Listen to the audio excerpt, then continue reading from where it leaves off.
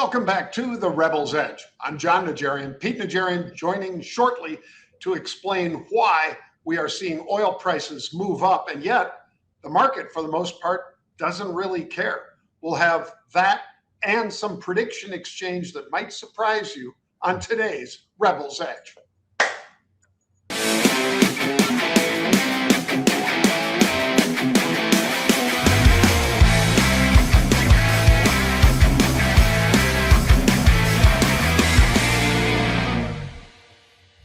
Well, Pete, we've got crude oil moving up again. Brent, which is the north shore of the UK, they call it Brent crude versus ours WTI. Anyway, that hit 95 per barrel, Pete, because of tensions in the Middle East. And meanwhile, 30-year mortgage, well, basically close to unchanged. It was 6.69%. That's, fractionally higher than it was last week. But this is still too high, Pete, for really seeing substantial movement in the housing sector, right?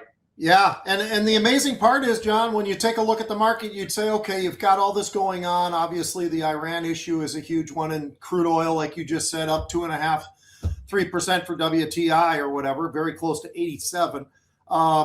You look over at volatility and all the rest of it, and all of a sudden you say, but wow, the markets are actually, either fairly flat, very small into the short side, or a pretty nice move to the upside, like the Dow, which was up about 0.5% not too long ago. Now it's up about 0.3%, but you'd expect for the market to be getting hit a little bit harder than it has. So that, I think, is something very, very interesting as we get deeper into the day. Well, and let's hit the VIX because of what you just said, Pete. The VIX is down on the day, and yet with a 0.5% move, that's only if that was the S&P. That's only about an 8 VIX, Pete, if we were talking about the S&P, because 0.5% would be 8 points. Instead, it's 16.22. So what do you make of that? Yeah, it's really interesting. I mean, it dropped about 1.25%. We were underneath 17. We got into the 16s. We were starting to drop even further. It's starting to kind of get a little bit of a lift again, John, but let's call it about a 1% move.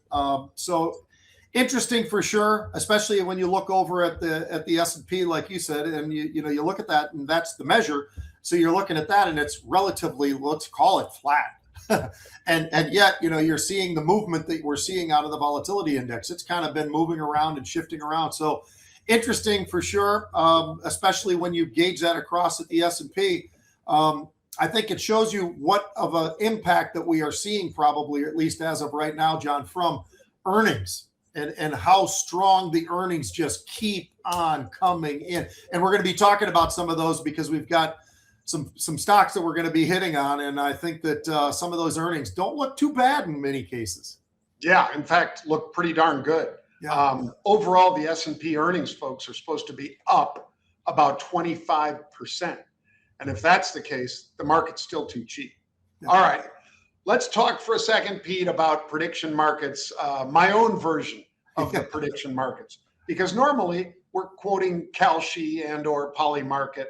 I'll do my own, because New Jersey folks announced that they had 6,600 non-residents of the United States approved to vote in their elections, but they said only 400 or so voted. Okay, that's interesting. So one of my many responses to this, because I put up several, folks, one of my many responses was I should post on Kalshi a prediction of more than 6,500. Maybe this mistake, if they want to still call it that, was more like 12,000, 15,000, 20,000. Well, about 10 minutes later, the president of the United States posted that the Department of Human Services, the DHS, Pete, says the number is actually 35,000. So in other words, my Kalshi would have exploded to the upside, and anybody that was betting against that number and saying, oh, no, it's probably not even 6,600 would have been wrong. Yes. Because the number is apparently 35,000, and there'll be a lot more about this. But just to throw this last one thing out there, Pete, the former governor, because this happened under him, not Cheryl, Right. not Mickey Sherrill, the present governor. Not a big fan of hers, but nonetheless, this didn't start under her at all. It started under the wonderful Phil Murphy. He said, and talk about tone deaf, Pete. He said, well, your chances of being struck by lightning are greater than seeing election fraud in New Jersey. And then in the same breath, Pete, he actually said this, folks. He said, and by the way, I'm not making light of the lifeguard who was struck and killed while he was on duty here in New Jersey just a couple weeks ago. And it's like, so you bring up your odds of seeing fraud are less than being struck by lightning. And yet there's a kid that was struck by lightning in your state. I can't believe how dumb these people are. I mean, absolutely cannot believe it, but that's what makes a market, right? It's if anything, it's just kind of a really odd thing there's humor involved because it's just so stupid. Yeah. It's amazing. Well, let's jump over to GE Vernova, Pete, GEV, because these guys put up some numbers, revenue numbers, over $11 billion, way better than what was expected, and a year-over-year increase up 22%. However, the adjusted earnings came in at 247. So of course there's revenue, which is one part of your earnings announcement, folks. And the other part is how much did you bring to the bottom line per share? Well, they're expecting 304. They came in at 247. That's not good. So they basically went hands out as soon as they saw that. That means selling, folks. And sell they did.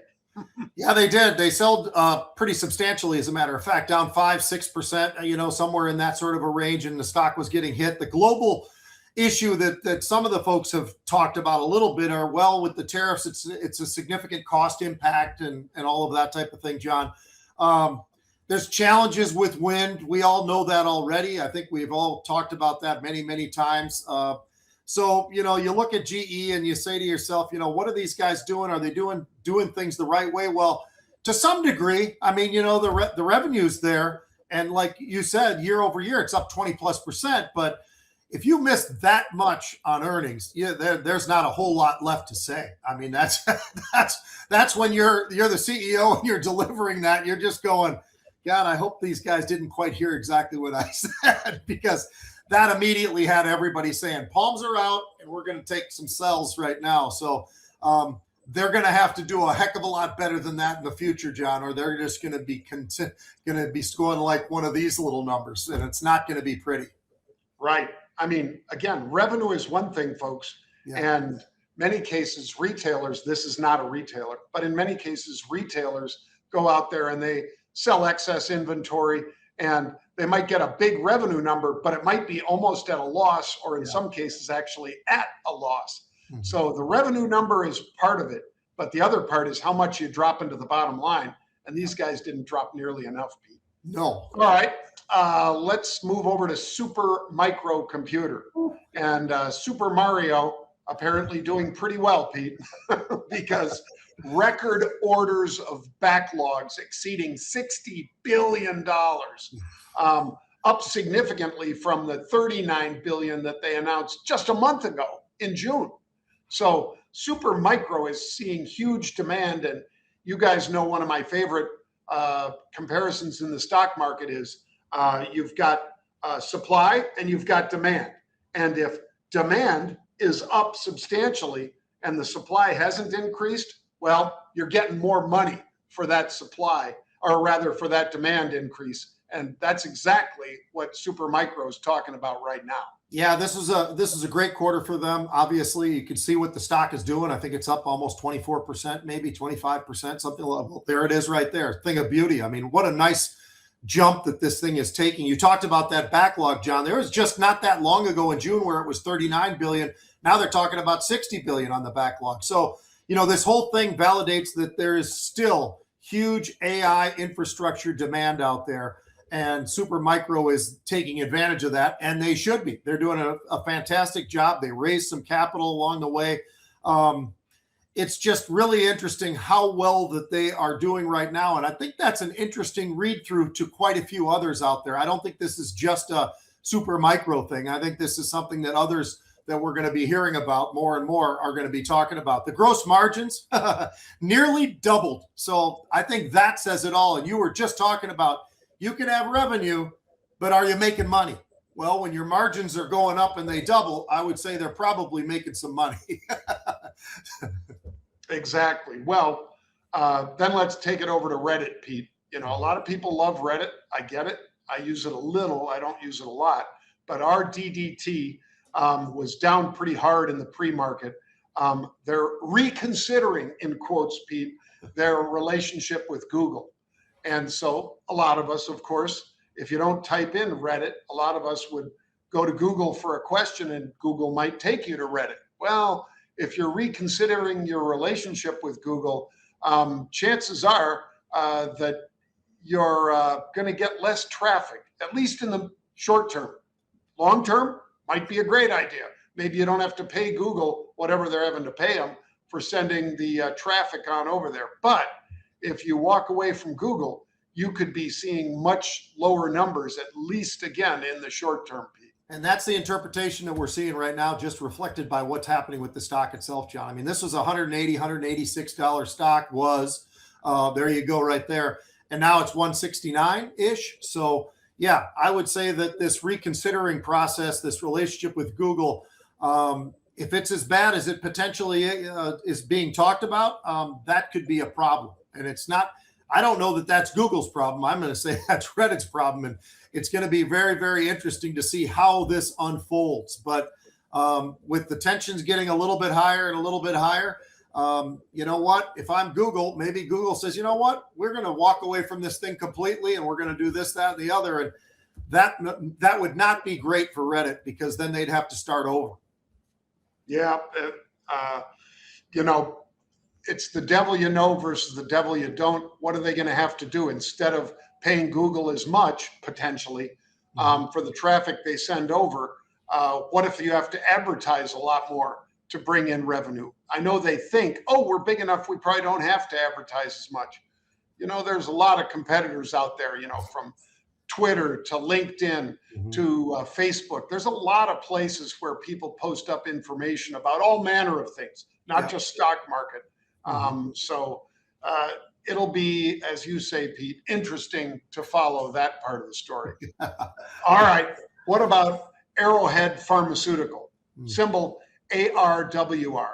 Significant top-line results from their phase 3 for a study that only Pete could probably even pronounce, this stupid malady that people have. But pancreatitis. Is that what it is? Yeah.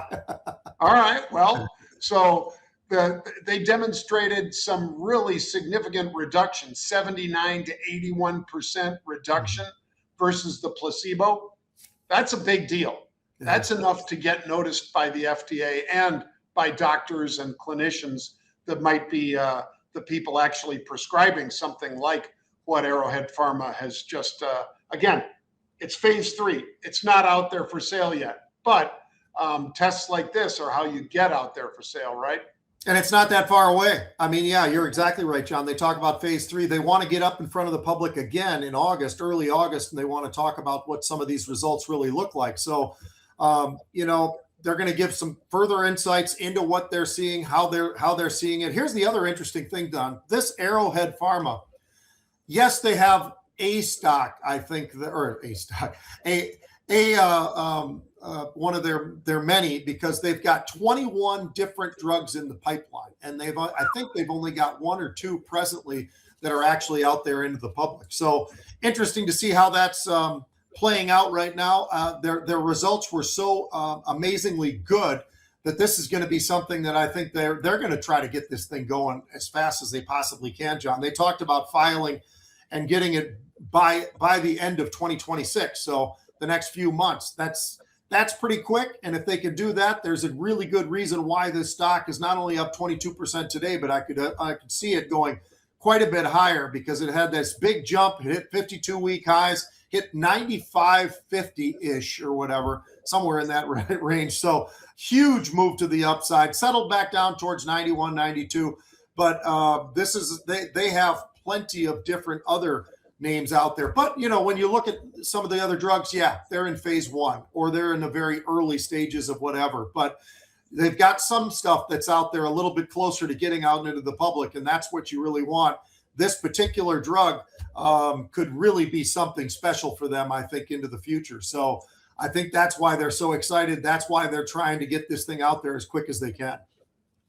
Well, stock was 74.50 last night, folks. It opened today on the high, 95.49, just like Pete said. And that's a massive jump, $20 jump like that. It's a $13 billion stock now. And that means more or less to me, Pete, that, they have enough money probably, or can raise enough through another stock offering if necessary, to get a lot of those drugs to market. Through the approval process at the FDA.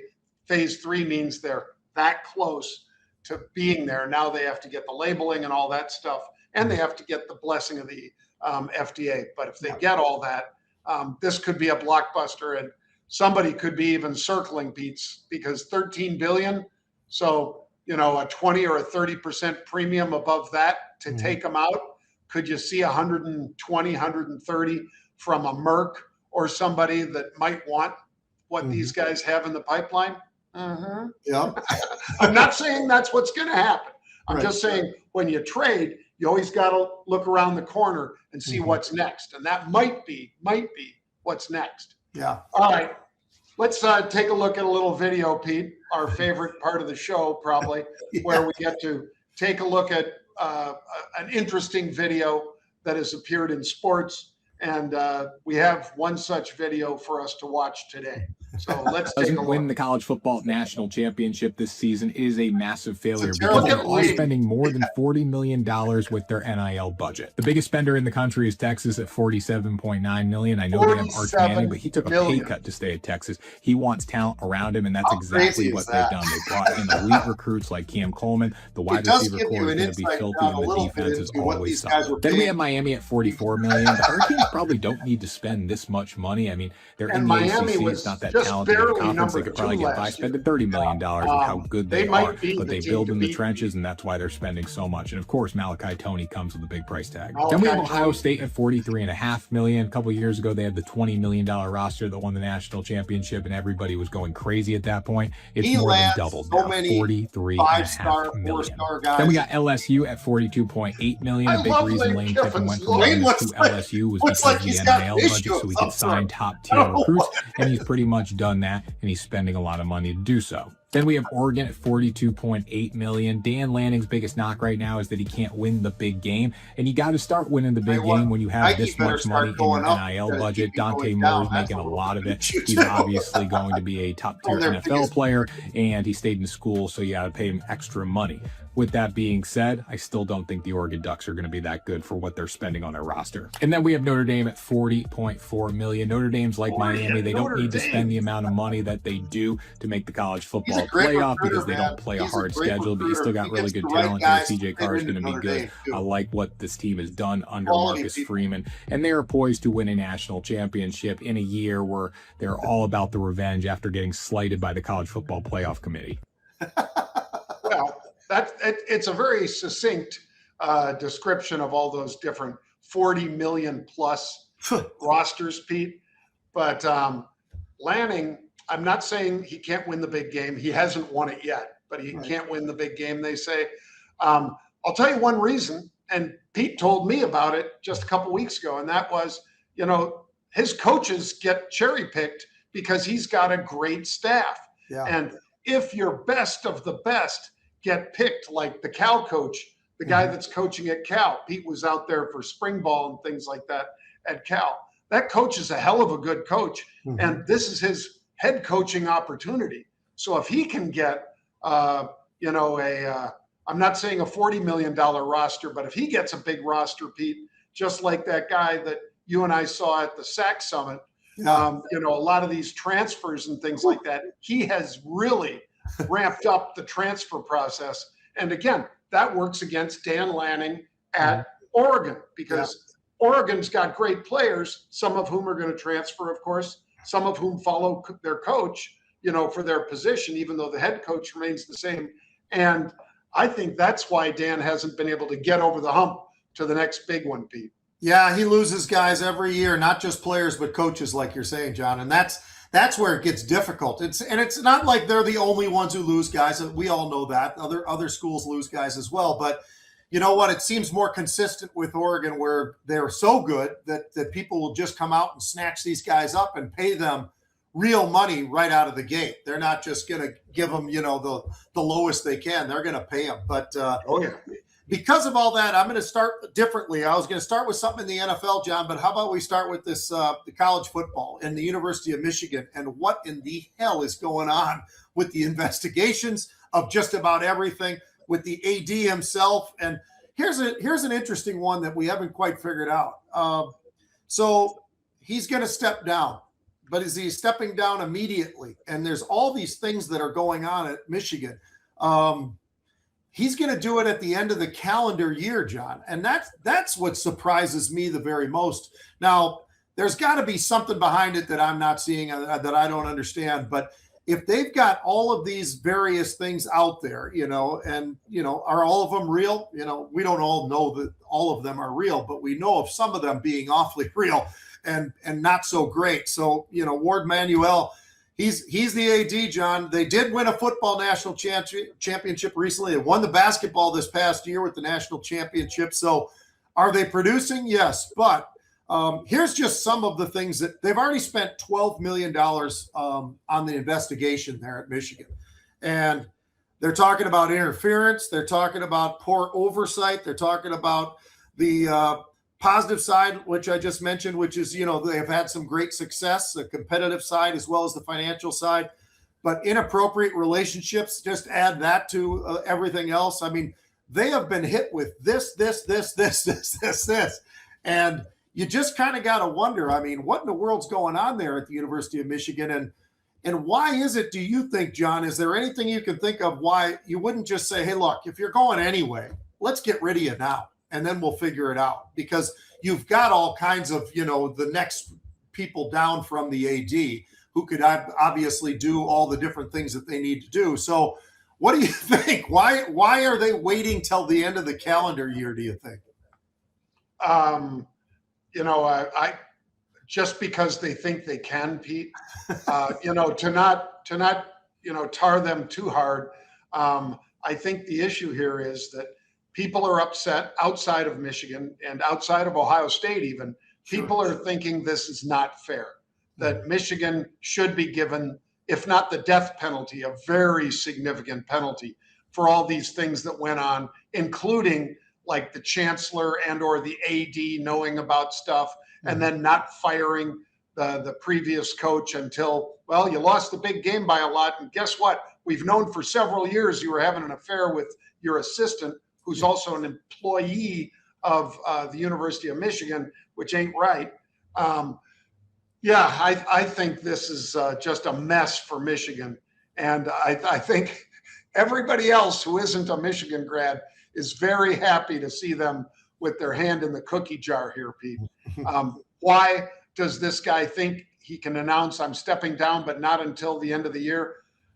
The rest of the Big Ten and the rest of the NCAA might have something to say about that. I will be surprised if they just let Michigan get away with this, because that's one more thing they're letting them get away with, if they let them get away with it. I think they'll go after them and say, nope, that guy's stepping down now. And we want penalties, restricting scholarships and all the rest. Maybe, if you really want to hurt them, Pete, restrict the NIL. If you restrict the NIL, it's worse than scholarships these days. If you said, for instance, for 2 years, you can't have over $5 million in NIL. Nobody going to Michigan then, Pete. Right. Nobody. Yeah. Because all those players that are going to Ohio State and Texas and LSU and Bama and Georgia and so forth, they're going to go there where they can get paid. Yeah. You'll get the second tier of players. Doesn't mean you can't win with the second tier, but that would be what I would do. I would give them an NIL restriction, because that would effectively mean they can't win for a few years. Yeah. It's an interesting saga that's been going on now for quite a while, it seems like. So it's kind of crazy. How about on the NFL side, John? This is more of a financial sort of a thing than anything. But you probably saw this, but if you didn't, the NFL now owns a part of ESPN. As a matter of fact, that part is about 10%.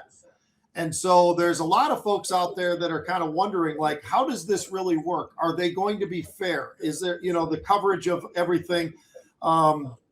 Is that, what are we going to do with a lot of the different factors that the NFL, and you can already see what's happening where ESPN has already had some people that they have cut because they're turning into this thing. I mean, the NFL obviously has the NFL Network, right? So that's another thing that, is interesting to this whole thing.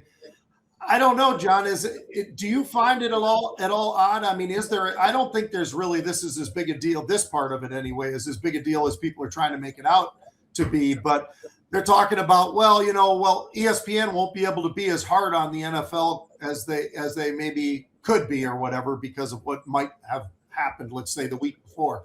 I don't think that that's the truth at all. I think that the NFL Network covers things pretty damn well. I think they've done a great job. I know that they know who's paying the bills, but it sure seems to me like when I have watched it that they are very much like ESPN, and they're not doing anything that's just slanted totally towards the game.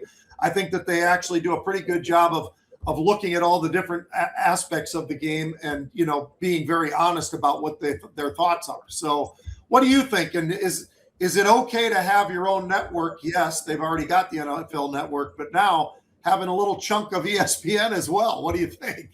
Well, and yeah, ESPN bought the NFL Network. They did. They bought the NFL Network for $3 billion plus 10% of ESPN. So ESPN, which is Disney, of course, folks, because it's part of Disney. It hasn't been spun out. They own 72%, I think, Pete. Hearst, the publisher and media presence, they own like 18% or something like that.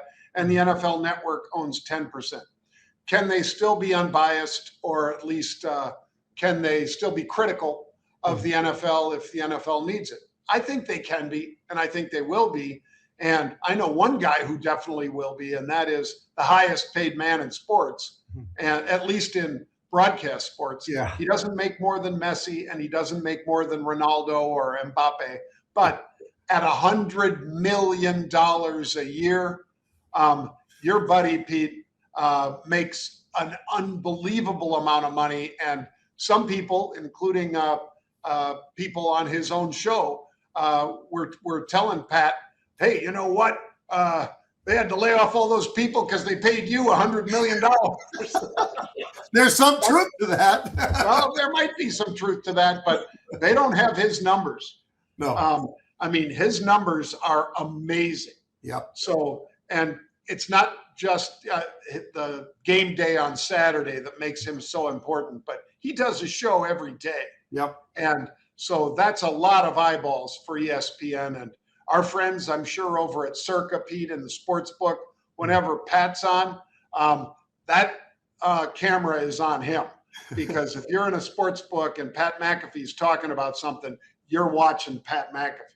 And there's not a guy out there who doesn't want to be on Pat's show. And it doesn't have to be the NFL, right? It doesn't have to be college football. It doesn't have to be football. It could be any sport. I mean, he's a guy who can do whatever he wants to do and does a fantastic job doing it. I mean, you got to give him all the credit in the world. The guy was a punter, so, I mean, think about that. Most people probably don't even know the name of the punter of whatever team they cheer for or whatever, right? Because, punter, maybe the kicker a little bit because he's missed a field goal or two and then suddenly his name is up there. But, the punter generally punts, for the most part, very, very few get blocked.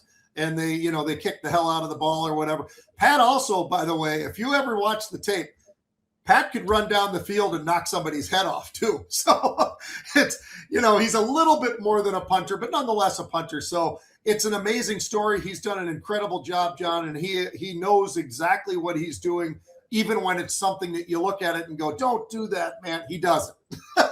But you got to love his generosity, along with some of the other guys on game day, are just absolutely extraordinary and fun guy to watch. It's an unbelievable show. And it's, it just shows you that, that he's probably worth just about every penny that they give him, because people will tune into him at any moment that they see that he's on, turn up the volume just a little bit and everything else. But yeah, so they're going through a lot of things. And I think that I don't see this being a problem for the NFL or for ESPN at all. I think people can say what they say, and they do. So it's, I don't think we should be worried about it, but that is one of the topics that people have brought up. Right.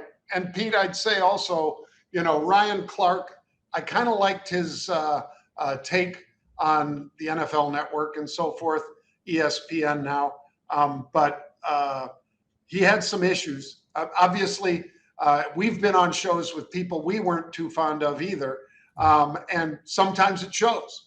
And when he was on the show and he was talking about CeCe Lamb against A.J. Brown, and he said that A.J. Brown did a better job in that game with 1 catch than CeCe Lamb did with like 8 for 130 yards or whatever. And it's like, that's hard to argue, even if you don't like the other guy that's on the other side of the table. But Ryan Clark was cut. That's a $2 million guy, Pete. And they just said, adios. They did that to a lot of people, though, not just Ryan Clark. Where do I sign up for that? Yeah, exactly. Well, how about this one, Pete? I got one more for you. I know you'd like it. Yeah. And that is, even though we think this guy is a bit of a cuck, at least I think he's a cuck. I won't speak for Pete, but I think that Goodell is a cuck. And here he is, though. He runs the most profitable league in all of pro sports, especially in the United States. So throw this one up there, if you will, John Farrell. The video or the still picture of him, Pete, is that the NFL had revenue of $14.5 billion. Jeez. That's more than the NFL, more than the Major League Baseball, NBA, and NFL combined. So I can think he's a cuck, but I'll tell you what, if he was running our company, Pete, he'd be my cuck. I mean, that guy's doing a heck of a job for the shareholders, which are the owners, the 30 owners right now and so forth, and for the players, because that TV money that comes in, $450 million per team. I mean, before you put a single person in the stands, $450 million. I mean, and then you sell, again, the NFL Network for $3 billion plus you get 10%. I think that's a lot. So yeah, I agree with you, Johnny. I'll actually give him a thumbs up on this one, Pete. Yep, I've been as critical as anybody on the guy, and I think still for the right reasons. But I've never been critical of his ability to get the media and the money and all the rest of it, because he's done a fabulous job with that. But I think you want to make the NFL even better. And one of the things that I'll say it real quick right now, if you've got these guys, these extra guys, these scout team type guys, or however you want to term it, but you've got them on your roster, right? I think it's 5. And just have a third quarterback every game, just in case the front 2 guys get hurt. Because if the first guy's getting hurt, there's a chance the second guy could go down as well. So at least have a third guy. Put him in uniform, have him ready. He's not going to play. Okay, no big deal. No, it doesn't hurt anything. But I just think that that's one of the things that they need to do, because we've seen that happen on multiple occasions over the last few years. And I think that that's kind of a big deal. So, you need to have a quality quarterback. You don't want to throw out a running back out there to play quarterback, or somebody else on the team who's not a quarterback. Just have 3 quarterbacks dressed for the games. That's all I ask, and hopefully he listens. All right. Well, thanks for tuning in, folks. We hope you enjoyed the show today, and we encourage you to retweet the posts that Andrew and John put up today for the show, as well as the complete show, which airs on YouTube as well as Twitter and so forth. And we'll be back tomorrow, right, Pete? Tomorrow, 1 p.m. Eastern time, John. We're ready for it. See you tomorrow, folks.